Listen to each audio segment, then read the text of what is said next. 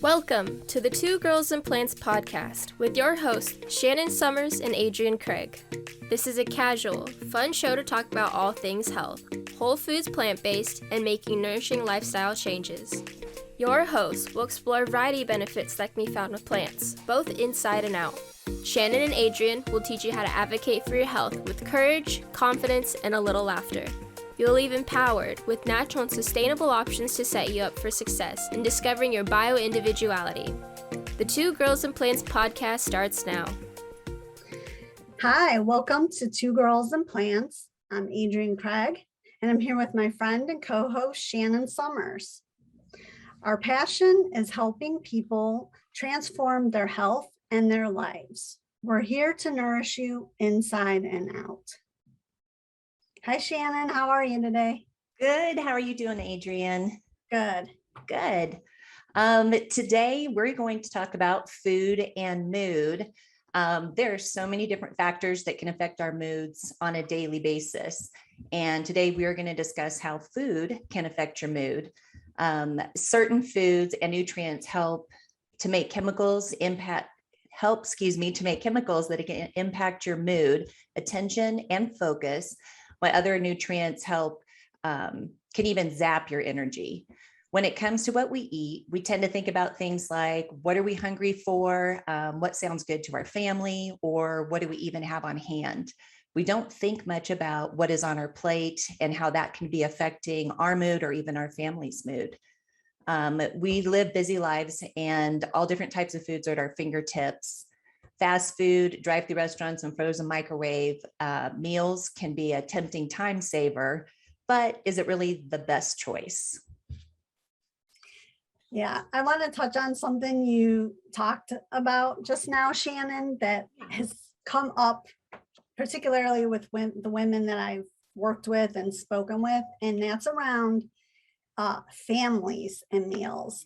Because the biggest challenges I hear for women when they're trying to perhaps eat more nourishing foods for themselves is that they have a spouse who won't eat certain types of foods that they may want to eat. Their kids won't eat those types of foods. So I just think a lot of people out there sometimes are eating for other people in their lives, be it their kids or spouse or partner or their extended family. And they may not be eating what is really best for them and their body. Yeah, I would definitely agree with that. I was thinking about when I was going through what we were going to talk about, I was thinking, I just had my granddaughter here for an extended amount of time. And she has autism and is high functioning. But for her, it's a lot of sensory. So a texture or a smell can come in and that will override even if something tastes good for her. So when she was here, I'm whole foods plant-based and I got her involved in doing some of the prepping and the cooking of the meal. And she ended up trying things. I was really proud of her. She's 7 and she's pretty hardcore about what she likes, but it was a great way to bring that family in and bring the family to the table because we spent that time together and she was more open to trying the different flavors and recipes. I always sat at the table growing up. Did you? It was just, that's what we did. That was what was expected. You sat at the table, you ate what was prepared for you. Mm-hmm. And in my household, if I didn't like what we had, I was stuck at the table until I ate it. So, yeah. I remember being thankful at some meals when we had a dog because I could slip the dog some of the food. After everyone else left the table. But but the whole like food and mood, I mean, in my household, it was my brother had a lot of allergies, so there was a lot of conscientiousness about food and the amount of sugar and things that we had. I mean, we ate sugar foods and sodas and things, but my parents were a little more strict about that than other kids I knew. And so but that is such a driver. And the thing is, the food that we're eating and that we're making for our families, not only may it be impacting our mood and energy in not a good way, because it's not what our bodies need, it could be affecting our family members the same way. Oh my goodness, I know. And it's something when my kids were growing up, I didn't think about. It wasn't, we just had our protein and, our starch, it just veggie, and that was it. That was the big thing. It wasn't how the mood could be affected or nutrient density or anything like that. Mm-hmm. Yeah. And I know, so you and I have been, working on projects around food, and mood is a big part of it. And there's a pretty shocking statistic that if you eat a lot of processed foods, that you have a 35% higher likelihood for depression. Which, I mean, I wouldn't even have guessed that before, just hearing it. Yeah. And they've done studies that show that that other countries where they eat less processed foods than we do, they have lower incidence of depression. Jeez. But people don't think about that mind-body connection, and it really is all interconnected. But we've gotten so used to, we've talked about this before on other shows, on our show and other shows we've been on, that, somehow body, mind, spirit, that all got separated, and It did. now we're finding our way to bringing it all back together. So it makes sense that the food that you're putting in your body, how you're digesting it and processing it, is also affecting, mental and emotional health as well. It really is. I know I did some research on different foods that boost your mood, and then we have some foods that bust your mood. So, and they're just things to keep in mind when you're making your choices. What are you going to eat? What are you going to feed your family even? It just, like I said, for me, when I was raising my kids and they were little, I never even thought about those things. So I find it all interesting and enjoy the research part of it and learning and evolving as I go along with, what goes on my plate. For foods that boost your mood, omega-3s are really important. They will play a role in, or can play a role as far as in your brain when it comes to depression even. So it's really good to get those. And those are all found in salmon, sardines, tuna, any kind of a fatty type of fish. And if you're vegetarian, vegan, or plant-based like I am, you can get it through the walnuts, chia seeds, or edamame. And then, of course, there's always supplements, but since we're hitting food, we'll just keep it at the food portion of it. So, and always your fruits and vegetables. Eat the rainbow. Spinach and kale are great with B vitamins, which is another thing that can help with depression when it comes to the brain. And you can nosh away on all those. Anything that you want, you can have in unlimited amounts. That's the beauty of those. So another one that came up was dark chocolate. It's a really great one, and it's a small amount. It's not run out and get your Snickers and your Hershey bars. This is the real deal. The more cacao in it, the better, the higher form of it. So you can enjoy that too. So and I was happy to hear that one. and I'm pretty sure if people are wondering, dark chocolate level of cacao, they pretty much say 70% cacao and higher. Yes. But you also want to look at the other ingredients that are in, because once chocolates are processed into bars, there's a lot of emulsifiers, and some chocolates have more non-natural and organic chemicals in them than others. So you want to look for the candy bars that have the higher cacao percentage, but are also have as few ingredients in them as possible. Yeah.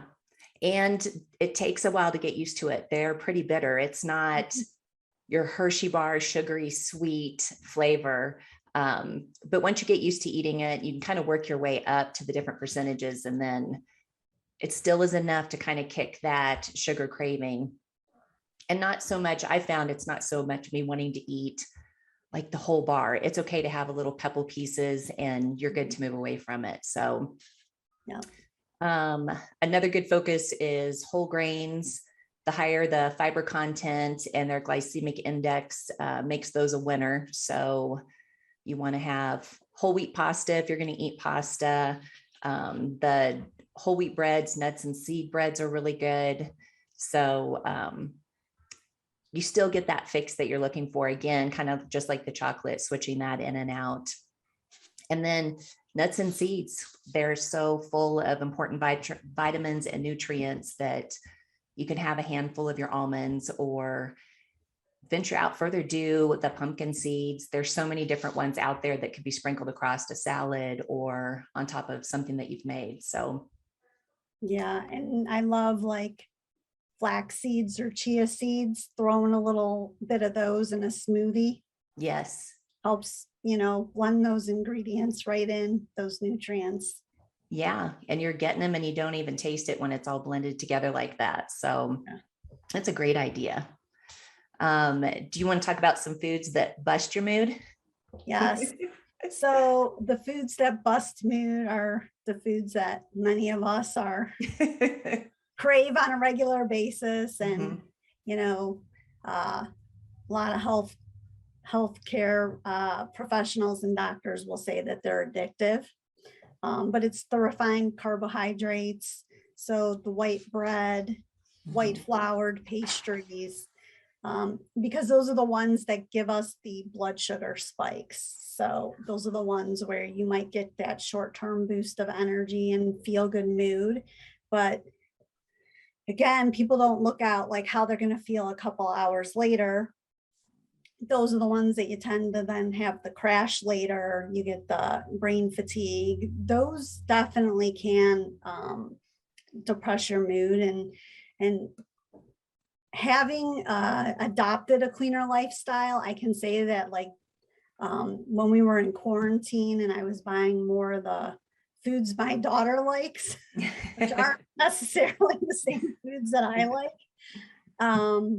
I could definitely notice a difference at times in my mood if I was eating too much of that kind of stuff, because it's the, you know, as you said, it's the white pastas and breads, but it's the sugar cereals, the refined processed cereals, candy, processed meats, you know, the hot dogs, in particular, sausage, bacon, those types of things aren't recommended. Again, I know people love their bacon, but that's probably something that should be on the sparing side. And then what you taught me, which I love, we affectionately call the Franken foods, which is the things that if you read the box are filled with so many chemicals in them, you can't pronounce them, or you find them in the vending machine, and those basically have no nutritional value. And those are, you know, the empty foods that don't satisfy hunger, and they don't benefit the body with any nutrients either. Yeah. Those are a tempting go-to, I think, a lot of times. My children grew up on a lot of that processed stuff. They started their day with cereal, and yeah, it's definitely been an interesting journey learning how to fuel the body with the nutrient density as opposed to the quick convenience and maybe what their friends were eating and such. So I do it way different with my grandchildren than I did it with my children when it came to their foods. I know. And then, so knowing that, then what about feeding your soul? I always feel like sometimes you just need to feed your soul.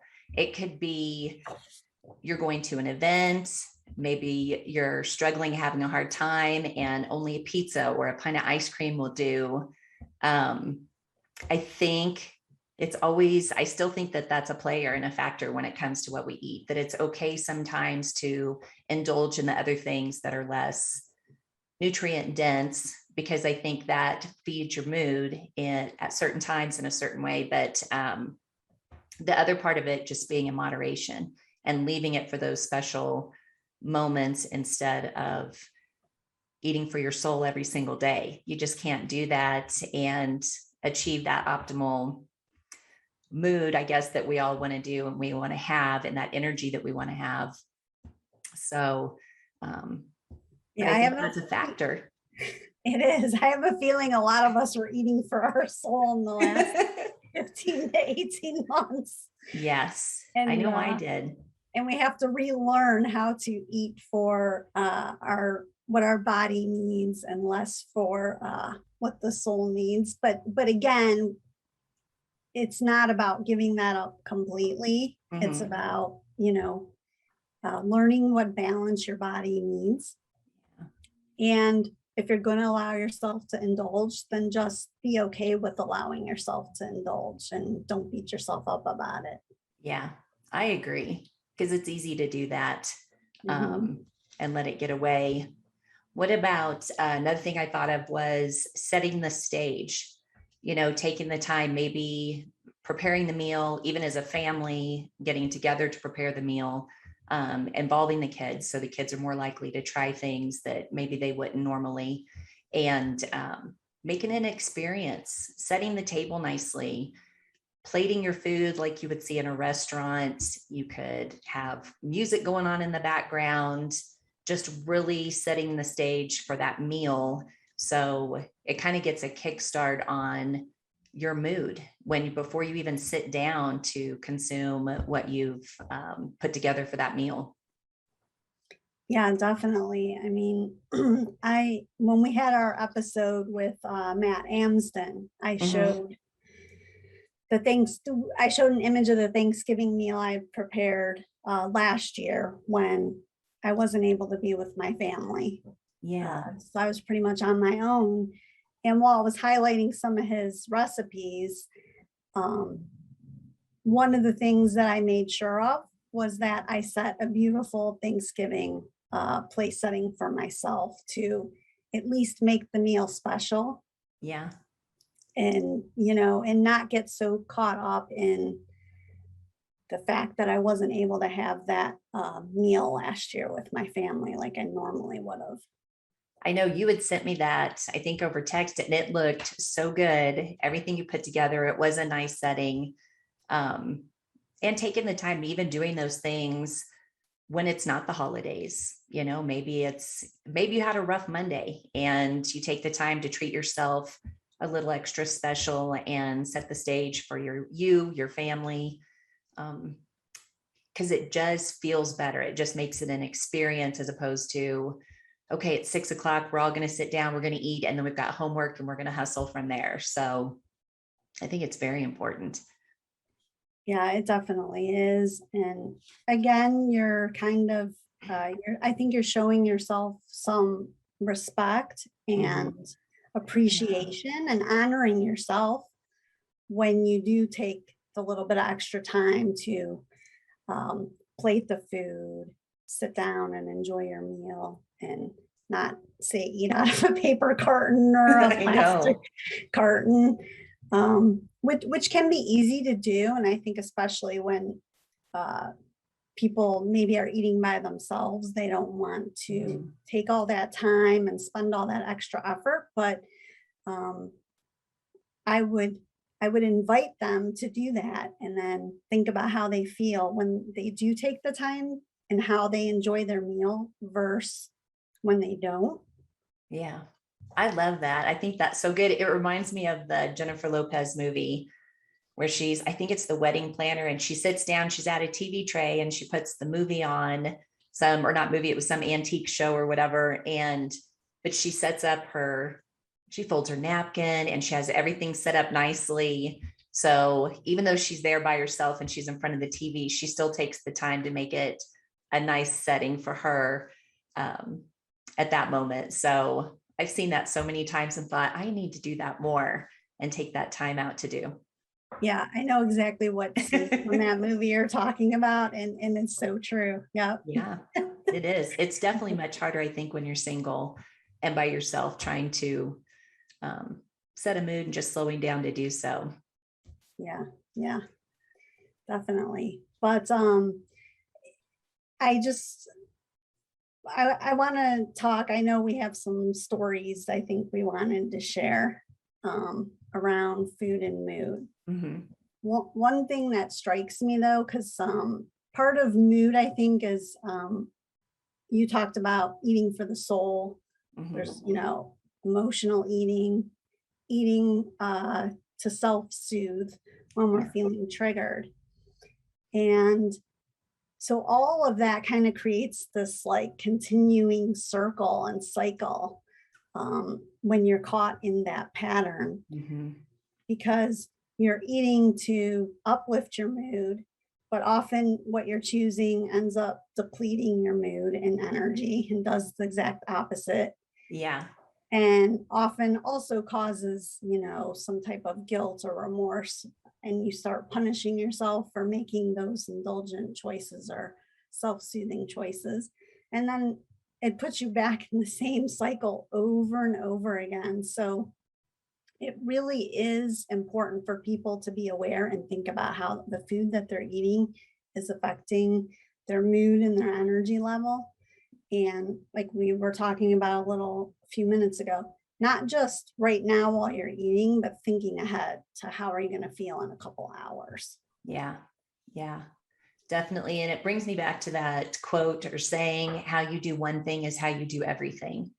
And where making the adjustment for your food choices, or even what you setting the stage and taking the time, or sitting back down at the table for family time, doing those things in the beginning, would take more work, and effort and planning. But in the long run, it just becomes a habit, and it ends up being something that flows over into other parts of your life. So it's always, I think, be kind, be patient with yourself when you're starting a habit, because eventually it'll just be part of you. And like I said, it flows over into other areas of your life where your mood's better. You're taking care of things that, you're not letting things go that you need to be doing on your to-do list. It just goes on. Maybe you get out and walk and start exercising.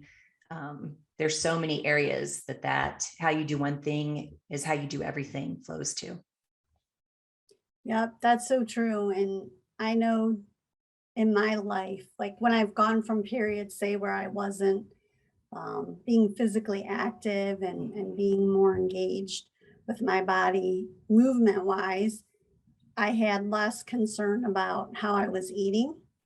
But then when I would start becoming more physically active, moving more, whether that was walking or doing some type of, strength training or workout for me, then I would always end up eating better, naturally more nourishing foods, because I didn't want to ruin the effects of the physical activity and the movement. How many steps is it to get rid of the Hershey bar? I hear you. I know. I've done that a million times too. That's so funny. I know, when back to my kids again, I was thinking about growing up. There was a time when I was single I had 3 children.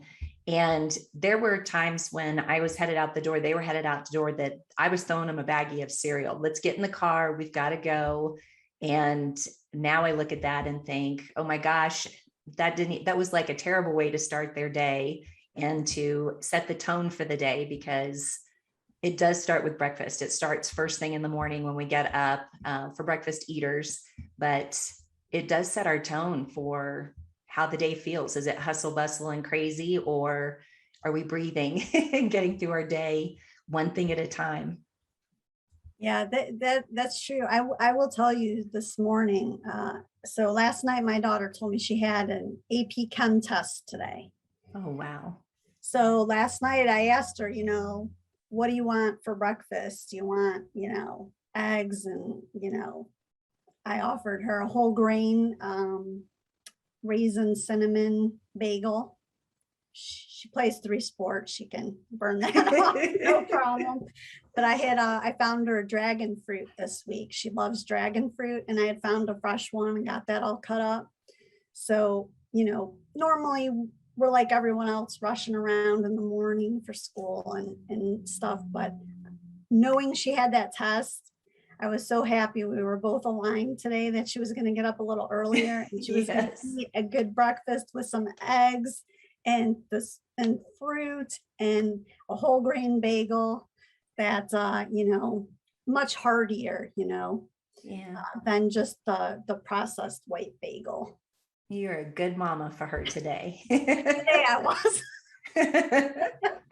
I did my part today. Yeah, that's so good. I know, and just kind of to sum things up, I was looking that the best meal to enhance your mood is one that combines complex carbohydrates, protein, and colorful fruits and veggies. So variety, have a little bit of everything on your plate, and it will fuel your mood and fuel your body. Awesome. I think that's a great way to close out today. We want to thank our audience for joining us on the show. And just remember that you can always listen to our replays on your favorite podcast stations. You can watch the video replays on YouTube. And if you'd like to connect with Shannon and I, just visit twogirlsandplants.com.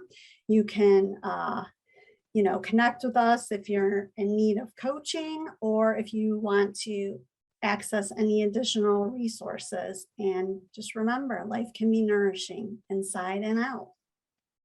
Thank you for joining Shannon and Adrian on the Two Girls and Plants podcast, where you're finding nourishment inside and out.